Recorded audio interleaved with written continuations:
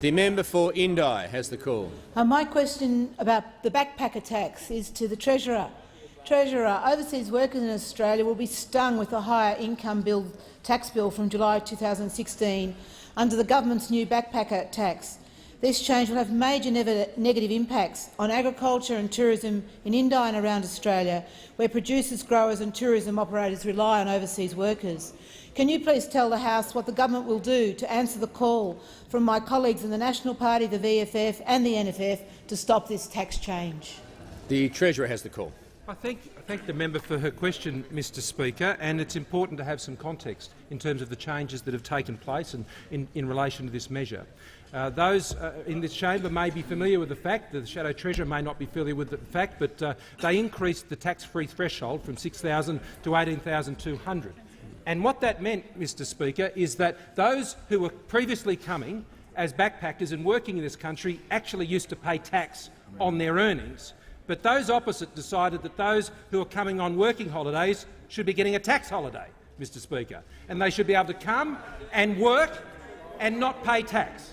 And so what this government has done, Mr Speaker, is we have rectified the error of those opposite who sought to put in place a compensation mechanism for the carbon tax, and one of those they sought to compensate was actually foreign backpackers working in Australia so they wouldn't have to pay tax. Now, on top of that, Mr Speaker, where some tax is actually withheld by backpackers, they are able to claim that back when they go home, and so they get that money back when they go back and they spend it in their own country.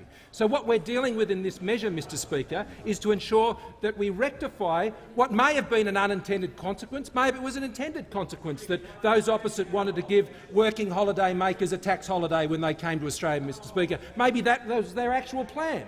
But what we have done is sought to rectify that anomaly to ensure that when people come and work in Australia and they come and enjoy the best country in the world in which to have a holiday, and 160,000 of them here at any one point in time, and over 200,000 will come over the course of the year, and that's a good thing for the Australian tourism industry. There's no doubt about that. But they're coming here for a holiday, not a tax holiday, and where they get the opportunity to come and work and spend the money here, that's fantastic.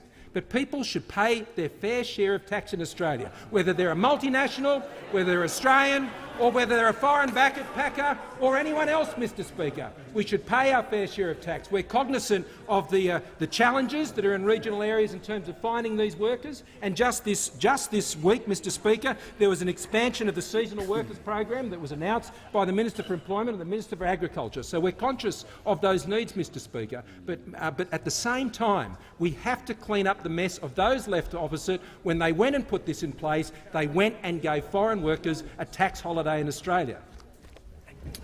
The member for Banks.